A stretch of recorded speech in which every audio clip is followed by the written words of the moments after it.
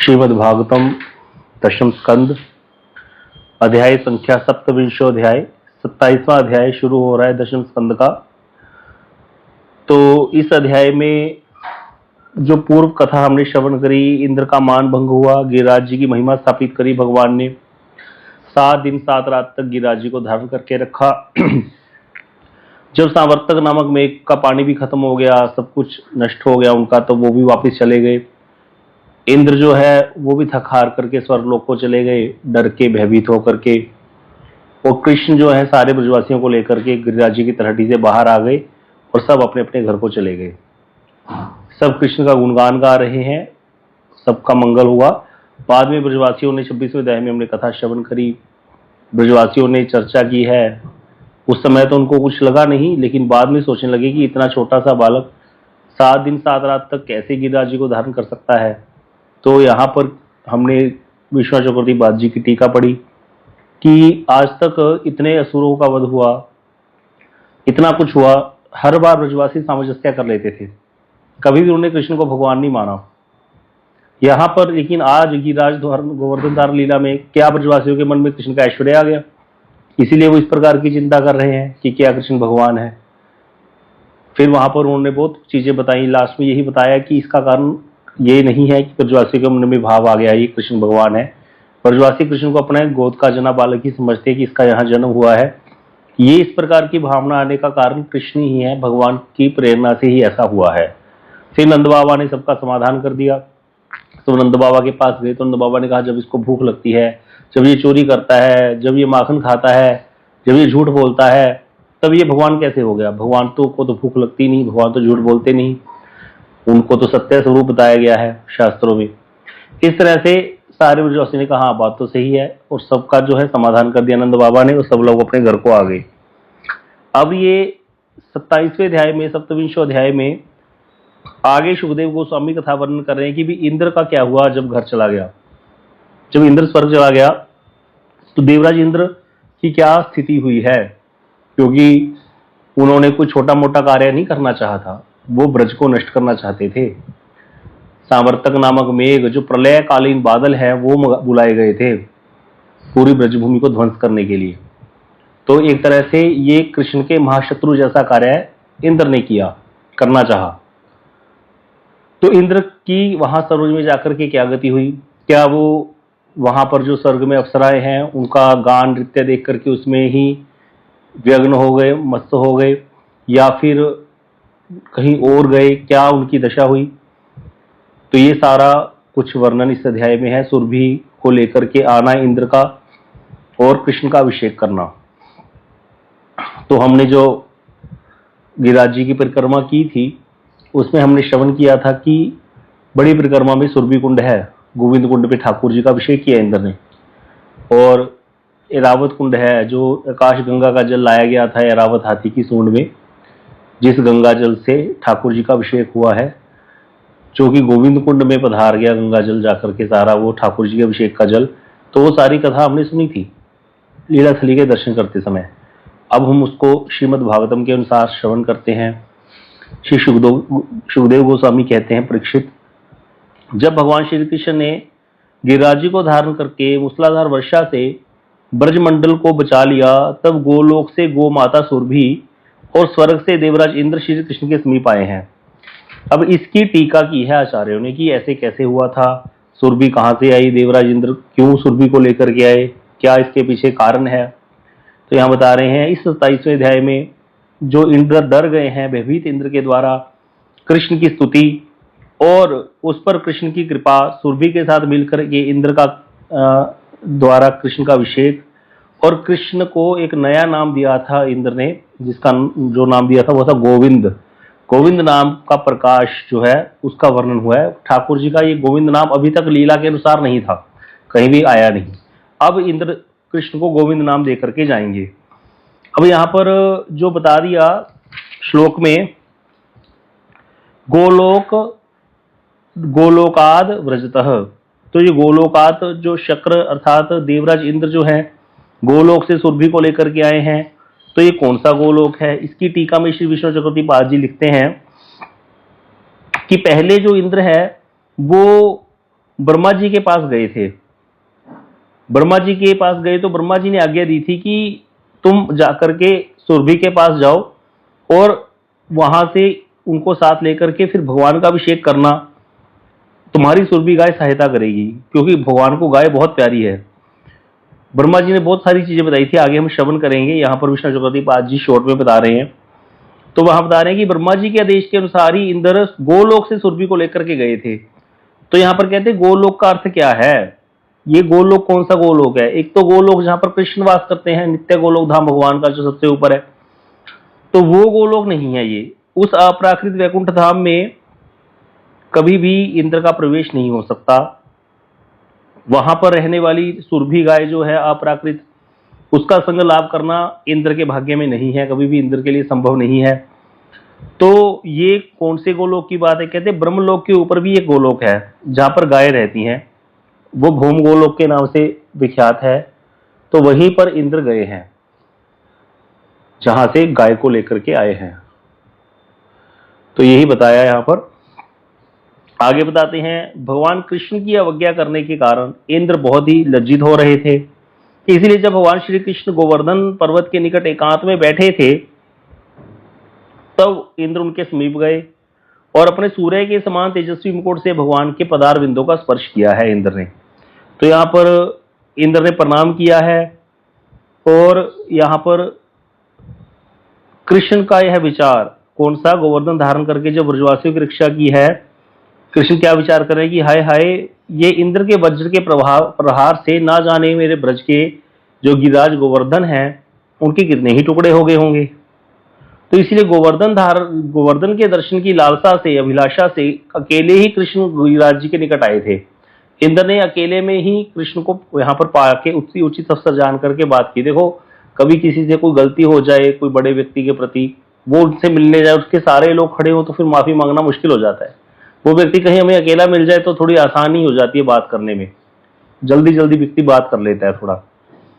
तो इसीलिए कहते इंद्र ने जहां श्री कृष्ण के दर्शन प्राप्त किए थे, हरिवंश पुराण में वर्णन है कि इंद्र ने गोवर्धन पर्वत के एक निर्जन स्थान में एक शिला पे बैठे हुए थे कृष्ण, गोप वेशधारी श्री कृष्ण के दर्शन लाभ किए। तो वहां पर उपसंगम में अर्थात इंद्र सुनो, तुम अपने वाहन एवं वसन भूषण आदि का परित्याग कर अतिदीन भाव से पहले अकेले ही जाकर अपने अपराधों को क्षमा करने के लिए प्रभु से के चरणों में दंडवत प्रणाम करो। यह सुरभि ने इंद्र को समझा दिया था। अकेले जाना, अपने वाहन अपने वसन भूषण सब त्याग करके जाना, ये नहीं कि हाथी पे बैठकर पहुंच जाओ वहां पर, नीचे पैदल चलते जाना, अपने कपड़े वपड़े या राजाओं के वेश उतार दो, साधारण वेश में जाना। तो अकेले कृष्ण के निकट इंद्र उपस्थित हुए थे बिल्कुल साधारण वेश में। और कहते कृष्ण का मनोगत भाव जान करके देवराज इंद्र बहुत लज्जित हुए थे। कृष्ण का मनोगत भाव क्या था कि आप मुझको प्रणाम क्यों कर रहे हो हे देवेंद्र? अरे आप तो देवताओं में सर्वश्रेष्ठ हो और मैं एक सामान्य गोपनंदन हूं। मेरे प्रति आपका इस अपार वात्सल्य भाव किस प्रकार संभव हो सकता है? आप मेरे पे वात्सल्य क्यों दिखा रहे हो इस प्रकार? अरे मैंने तो मूर्खता की, आपकी पूजा बंद करवा दी। ये बातें इंद्र ने पहले कृष्ण को बोली थी। ये ब्रजवासी पागल हो गए हैं, उस ग्वाले की छोटे से बालक की बातों में आकर के इन्होंने मेरी पूजा बंद कर दी, मैं दिखाऊंगा इनको, ऐसा बचाल बोला था कृष्ण को इंद्र ने। तो यही बातें कृष्ण ने कहनी शुरू कर दी। हरिवंश पुराण में वर्णन है कि मैंने तो अपनी मूर्खता के कारण आपकी पूजा बंद करवा दी, फिर भी मुझे अपराधी पर वात्सल्य भाव से अनुकंपा करने के लिए आप क्या है यहाँ पर उपस्थित हुए हैं। इस तरह के कृष्ण के नयनों से ही, इंगित वचनों से को व्यक्त करके इंद्र लज्जित हो गए। मतलब होता है ना, कई बार किसी व्यक्ति के मुख नहीं बोलता, नयन बोलते हैं, तो कृष्ण के नयनों से ही इंद्र समझ गए कि कृष्ण ऐसी बात कह रहे हैं मेरे को। यहाँ पर ये हरिवंश पुराण में वर्णन है। अब यहाँ पर कहते हैं इंद्र, आगे भागवत जी के अनुसार बता रहे हैं, इंद्र ने परम तेजस्वी श्री कृष्ण के प्रभाव को ब्रह्मा जी के मुख से सुन रखा था, लेकिन जब उसे गोवर्धन धारण करते हुए कृष्ण को प्रत्यक्ष देख लिया तो फिर इंद्र का जो अभिमान था कि मैं त्रिलोक अधिपति हूं, ये सारा गर्व दूर हो गया। तो हाथ जोड़ करके इंद्र स्तुति करने लगे कृष्ण की। अब यहाँ पर इसकी प्रकाशिका वृत्ति आती है, भाव प्रकाशिका वृत्ति, उसमें बहुत अच्छे से बताया गया है गोपाल चंपू से लेकर के। तो बता रहे हैं कि जब इंद्र आए हैं, इंद्र का गर्व चूर्ण हो गया, तो 7 दिन के बाद जब इंद्र, ब्रजवासी तो अपने घर लौट गए, आनंद मंगल कर रहे हैं सब, लेकिन इंद्र जो है, इंद्र का जो महावैभव था कृष्ण का जब देखा इंद्र ने, तो इंद्र भयभीत हो गए और देवलोक में जाकर के भी वो भय से मुक्त नहीं हो सके। अब यहाँ पर ये बात समझने वाली है कि भाई क्या महावैभव देखा है कृष्ण का। देखा जाए तो यहाँ पर परम माधुर्य लीला चल रही है ब्रज में। ब्रज के लोग वैसे ही घर हैं झोपड़ियों में, जैसे पहले होते थे गांव में वैसे वाले घर हैं, मिट्टी के लिपे पुते घर हैं। और ब्रजवासी सारे पशुपालन कृषि ये वाले कार्य करते हैं, कोई राजा महाराजा की तरह रहते नहीं। और कृष्ण ने जब गिरधार धारण किया तो कोई विराट स्वरूप प्रकट नहीं किया कि 4 भुजा वाले बन गए हैं जी, या फिर 10,000 भुजाएं प्रकट कर दी, इतने सारे मुख प्रकट करके गिरिराज जी को धारण किया। ऐसा तो कुछ दिखाया नहीं कृष्ण ने इंद्र को। तो यहाँ पर कोई बता सकता है कि महावैभव क्या देख लिया इंद्र ने कृष्ण का। यहाँ पर लिखा है कि इंद्र जो है कृष्ण के महावैभव को देख करके अत्यंत विभीत हो गए। तो कृष्ण का क्या महावैभव दिखाई देगा उनको, इंद्र को, कोई बता सकता है? श्री कृष्ण प्रभु जी, ये हो सकता है कि 7 साल का बच्चा अनामिका उंगली पे कैसे गोवर्धन पर्वत को धारण कर सकता है। ठीक है, ये भी। और कुछ? प्रभु जी जो 7 दिन बारिश हुई थी तो वो जो भगवान का सुदर्शन चक्र चला था उसमें बारिश बिल्कुल भी वहां पे नहीं होने लगी थी, ना पानी इकट्ठा हुआ था। तो ये भी भगवान का ही वैभव ही था। बिल्कुल ठीक है। और कुछ?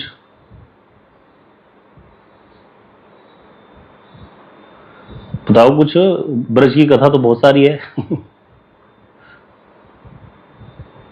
तो यही है जो आपने बताया वो ठीक है। वे बाकी ऐश्वर्य और माधुर्य 2 चीजें हैं भगवान के अंदर। समग्र ऐश्वर्य है कृष्ण भगवान के अंदर और समग्र माधुर्य है। तो भगवत्ता का सार ऐश्वर्य है या माधुर्य है, कोई बताएगा? माधुर्य। भक्ता का सार माधुर्य है। तो यहाँ पर ऐश्वर्य की बात करी हमने सारी, लेकिन ये कृष्ण का माधुर्य है। क्या माधुर्य है कि देखो कितना बड़ा, हम संकट सोच नहीं सकते ये कितना बड़ा संकट था। कितना बड़ा संकट था, हमने सुना था वो प्रलय की सारी पूरी अच्छे से व्यवस्था बताई थी कि जब प्रलय होती है तो क्या होता है। तो वहां पर बताया था कि कैसे कैसे मेघ आते हैं, कितने दिन तक पहले धरती पर बारिश होती है, फिर ज्वालामुखी फटते हैं, सारा कुछ बताया गया था प्रलय में। वो प्रलय लाना चाहता था इंद्र ब्रज में। तो यहाँ पर तो क्या हो रहा था, यहाँ तो कितना माधुर्य, मतलब ऐश्वर्य तो सारा छुपा ही पड़ा है। कितना ऐश्वर्य है कि जो आपने बताया अभी 7 दिन तक एक छोटे से बच्चे ने गिरधार धारण कर रखा, वो भी है। लेकिन कृष्ण ने अपना रूप बड़ा नहीं करा, ये नर्वत लीला का अतिक्रमण नहीं हुआ। कितना माधुर्य है। और उसके बाद ब्रजवासी कृष्ण लीला के गीत गा रहे हैं, आनंद ले रहे हैं सारे। कृष्ण अपना राधा जी के साथ जो दर्शन करने का, जो अनावृत दर्शन करने का संकल्प था उसको पूरा कर रहे हैं, किसी को पता नहीं चला।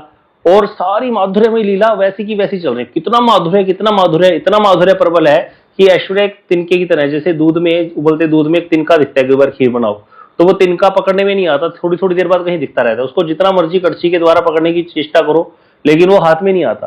तो ब्रज में माधुर्य इतना है कि ऐश्वर्य तो वहां पर पकड़ में ही नहीं आता। माधुर्य इतना प्रबल है कि उसमें ऐश्वर्य खत्म हो जाता है। तो ये कृष्ण, यही कृष्ण की भगवत्ता है, यही महावैभव है कृष्ण का कि यहाँ पर इतना माधुर्य है। ब्रजवासियों को जब गिरिराज धारण किए कृष्ण ने तब भी आनंद आ रहा था, नीचे एंजॉय कर रहे थे सब। जब यहाँ से निकल करके अपने घर चले गए फिर तो और उत्सव मनाने लगे। पहले जब इंद्र की पूजा बंद करा के गिरिराज की पूजा की तब और ज्यादा आनंद किया था सबने, और ज्यादा बढ़िया पकवान बनाए थे कृष्ण ने, अच्छे से बनाए था उत्सव। तो उनका हर समय आनंद ही आनंद है। तो कृष्ण का इस प्रकार का महावैभव देख करके इंद्र जो है भयभीत हो गए। और भयभीत क्यों हो गए, अब उसको ये पता चल गया कि भाई मैंने कितनी बड़ी गलती कर दी है कृष्ण के प्रति, कि कृष्ण भगवान है ये समझ में आ गया। और वो अपने जनों के साथ अपने घर में आनंद ले रहे थे और मैंने जाकर वहां बाधा डालने की चेष्टा करी। इस चीज को सोच करके वो भय से मुक्त नहीं हो सके देवलोक में जाकर के भी। यद्यपि देखा जाता है भाई जैसे कोई 2 लोग आपस में लड़ते हैं तो एक व्यक्ति जब लड़ करके हार जाता है तो दूसरा व्यक्ति उसको छोड़ता है। जो घर किसी का नष्ट करने आए हो तो क्या कृष्ण उसको छोड़ते? लेकिन देखा जाता है कि इस लीला में हमने देखा कि कृष्ण ने तो कोई सुदर्शन चक्र नहीं लगा दिया इंद्र के पीछे। ऐसा नहीं किया कि इंद्र का जब वापस गया तो स्वर्ग ही दिखाई नहीं दिया हो इंद्र को। इंद्र को अपनी पत्नी वैसी मिली, शची देवी, सारी अप्सराएं वहां वैसी मिली, सारा कुछ वैसी मिला। कहीं वर्णन नहीं है कि इंद्र के प्रति कृष्ण ने कोई कोप किया या बदला लिया, क्योंकि कृष्ण भगवान है, वो इन सब चीजों से परे हैं। कोई कृष्ण ने बदला भी नहीं लिया वहां पे। फिर भी इंद्र भयभीत है क्योंकि कृष्ण ने कुछ भी नहीं कहा इंद्र को, और इंद्र ने कितना कुछ करना चाहा। ये इंपॉर्टेंट है, समझने की बात है। इसीलिए यहाँ पर कह रहे हैं गोपाल चंपू में श्री जी गोस्वामी जी लिखते हैं कि गर्व चूर हो गया और ब्रज छोड़कर अति दीन भाव से इंद्र स्वर्ग को चले गए, किंतु वहां जाकर के भी हृदय को शांति प्राप्त नहीं हुई। कृष्ण के प्रति किए गए जो अपराध हैं, अपने अपराध से भयभीत होकर के प्रतिदिन पश्चाताप करने लगे। इसीलिए कहा जाता है भैया महापुरुषों के प्रति किया गया अपराध, ये तो भगवान है, इवन कोई श्रेष्ठ वैष्णव के प्रति किया गया अपराध भी ना, वो तो चाहे अपराध ग्रहण भी ना करे, लेकिन जो अपराध करने वाला व्यक्ति है वो उसका जीना हराम हो जाता है, वो कभी चैन नहीं ले पाता, उसका हृदय हर समय जलता है। इसीलिए बहुत ध्यान से वैष्णव के बीच में हमें जो है व्यवहार करना चाहिए अपना। कई बार हम अपने पुराने स्वभाव के कारण वैष्णव को अपने हिसाब से तोलना शुरू कर देते हैं और वहां पर हो जाता है अपराध। तो इसीलिए बहुत ज्यादा निकट भी नहीं जाना चाहिए वैष्णव के, बहुत ज्यादा दूर भी नहीं रहना चाहिए वैष्णव से। बहुत ज्यादा दूर रहोगे तो कल्याण नहीं होगा, बहुत ज्यादा निकट जाओगे तो हमें अपना स्वभाव वहां पर दिखना शुरू हो जाएगा, फिर अपने स्वभाव को अभी भी जीता नहीं है। इसीलिए अपने स्वभाव के वशीभूत होकर के हम लोग क्या करते हैं, अपराध करने शुरू कर देते हैं। ये बहुत ध्यान देने वाली बात है। इसीलिए बहुत ज्यादा निकट रह करके अपराध करने से अच्छा है कुछ दूरी बना करके रखनी चाहिए। नियम से कथा के समय उनके पास रहो, बाकी समय में दूरी ही अच्छी है, नहीं तो हम लोग अपराध करेंगे बहुत ज्यादा। क्योंकि खास करके पंजाबियों की तो आदत है, उंगली पकड़ाओ पोछा कर लेते हैं। ये बात प्रभु जी बहुत बोलते होते थे हमको कि थोड़ा सा, और कहते प्रभु जी कहते थे हमको यार यार कह करके बात करने लग जाते हैं सब। कहते ये जो तरीका है तुम लोगों का, प्रभु जी डांटते थे। मैं हैरान होता था कि प्रभु जी इतने पुराने हैं और उनको ये सब कैसे पता है, कि वो तो वैसे भी मठ में रहे, मठ का वातावरण अलग टाइप का होता है, लेकिन उनको सब पता है वैष्णव को। तो वो हर चीज का हमें अलर्ट देते थे कि कभी इस प्रकार से बहुत ज्यादा दोस्ती करना, वो हमको करेंगे, वो तो हमारे को, जब तक वो हमारे लेवल पर नहीं आएंगे तो हम उनसे खुलेंगे नहीं। वो हमारे कल्याण के लिए हमारे लेवल पर आ रहे हैं, लेकिन हम लोग अपने ही रंग में रंगना चाहते हैं उनको। तो इसीलिए ये बात बहुत जरूरी होती है। तो प्रभु जी कहते थे भाई हमारा क्या होना चाहिए वैष्णव के प्रति, ऐश्वर्य बुद्धि होनी चाहिए या सामान्य बुद्धि होनी चाहिए। अब देखा जाए तो सामान्य बुद्धि होनी चाहिए, तभी तो हम कुछ सीख पाएंगे, आगे बढ़ पाएंगे, लेकिन ऐश्वर्य बुद्धि भी साथ में रखनी ही पड़ेगी। तो जहां पर जब हम मठ में रहते थे, जबकि सब लोग मजाक भी करते थे, सब कुछ करता था, लेकिन प्रभु जी ने एक चीज समझाई और रखी थी हमको सबको कि मजाक की भी एक लिमिट होती है, हर चीज की एक लिमिट होती है, उसको कभी तुम पार नहीं करोगे, फिर तुम्हारा अपराध होगा, तभी पता भी नहीं चलेगा। इसीलिए नियम में बंधे रहोगे तो ये सारी चीजें होने की संभावना बहुत कम हो जाती है। क्यों? क्योंकि टाइम ही नहीं बचता। सुबह से लेकर शाम तक बंधे हुए हो नियमों में। अभी कथा का समय है, अभी कीर्तन का समय है, अभी सुबह के 3 बजे को उठे हो, थोड़ी देर आधा घंटा दिन में रेस्ट भी करना है, फिर अपनी माला पूरी करनी है, फिर अपना रसोई में जाकर, रसोई घर में मठ में कोई सेवा होगी उसको पूरा करना है, फिर दोपहर की आरती होगी, प्रसाद हो गया, आधा घंटा और लेट लो, फिर भजन कर लो अपना, शाम को फिर 4 बजे आ जाओ नीचे, कीर्तन करो, कथा सुनो, परिक्रमा पे निकल जाओ, शाम को रात को आके प्रसाद पाओ, सो जाओ। थोड़ा बहुत टाइम मिलेगा बात करने का, जितनी देर प्रसाद पाने वैष्णव के साथ मिलकर के, उतने में कोई दिक्कत नहीं है। ज्यादा इधर उधर किसी के कमरे में जा जाकर घुसोगे, वो करोगे, उससे अपराध होने की संभावना बढ़ जाएगी, तुम्हारा साधन भजन नष्ट हो जाएगा। ये चीज हमको बहुत सिखाई उन्होंने, बहुत ज्यादा अच्छे से सिखाई। हर समय टाइम डिवाइड करते थे, हर समय टाइम मैनेजमेंट करवाते थे हमारी, टाइम डिवाइड करो, अपना टाइम डिवाइड करो, 5-5 मिनट कैसे चुराने हैं ये सिखाया गया। ये इंपॉर्टेंट है, ये साधक को सिखाते हैं सदगुरु कि अपना टाइम मैनेज कैसे करना है। जिसको टाइम बचाना आ गया ना, जिसने टाइम को पकड़ लिया, कैच कर लिया, बस वो भजन कर लेगा। क्योंकि ये टाइम ही है हमारे पास निधि, और ये जाए जा रहा है, ऐसे ही जाए जा रहा है, नष्ट हो जा रहा है। देख लो एक बार हाथ में मोबाइल आ जाए तो टाइम कहाँ जाता है पता ही नहीं चलता। माला चल रही होती है, पता ही नहीं चलता कितनी माला होगी। कई बार तो मोती सरकारा ही भूल जाते हैं नीचे, फिर बाद में दिमाग लगाता रहता है व्यक्ति, मैंने कितने बजे शुरू की थी, मेरी 5 मिनट इतनी माला हो जानी चाहिए थी, क्या हो गया। मोबाइल में इतना खो जाते हैं, कुछ देखने लग गए, क्या करने लग गए, पता ही नहीं चलता टाइम कहाँ चला जाता है। तो इसीलिए ये बहुत जरूरी है कि हम वैष्णव के संग में ये सब चीजें सीखें, तभी वैष्णव संघ का लाभ है। बाकी कथाएं तो इंटरनेट पे भी मिल रही हैं, सब जगह मिल रही हैं, लेकिन वैष्णव संघ में ये सब आचार विचार भी व्यक्ति सीखता है, किस प्रकार से हमें रहना है। इंद्र से हो गया अपराध। अब इंद्र पश्चाताप कर रहे हैं बहुत भयभीत होकर के। अब आगे तो इंद्र आते थे तो अपनी पत्नी शची के साथ बड़ा प्रेमालाप करते थे, लेकिन कोई प्रेमालाप नहीं। देव कार्य के लिए मंत्रणा करते थे कि स्वर्ग की रक्षा कैसे की जाए असुरों से, उसको भी त्याग कर दिया, उस देवसभा का भी, और एक निभृत कक्ष में जाकर के शोकग्रस्त होकर के पड़े रहने लगे।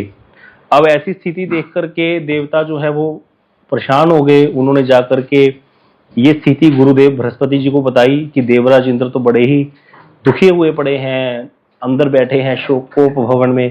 तो उनकी भर्त्सना करते हुए कहा कि इन्होंने बृहस्पति जी आए हैं और निकट आकर के कहा, हे देवराज, यद्यपि तुम असुर विजयी हो, जिष्णु कह करके संबोधित किया इंद्र को। जिष्णु था जो असुरों पर विजय प्राप्त कर चुका हो, किंतु असुरों पर तो तुमने विजय प्राप्त कर ली, तुमने कृष्ण का भजन नहीं किया, इसलिए तुम्हारी उन्नति नहीं हो रही है।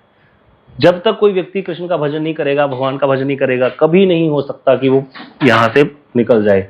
हनुमान जी ने बोला था रावण को, राम विमुख संपत्ति प्रभुताई, जाई रहे पाई विनु पाई। जिसने भगवान से विमुख होकर संपत्ति और प्रभुता पाई है संसार में, वो जाएगी ही जाएगी।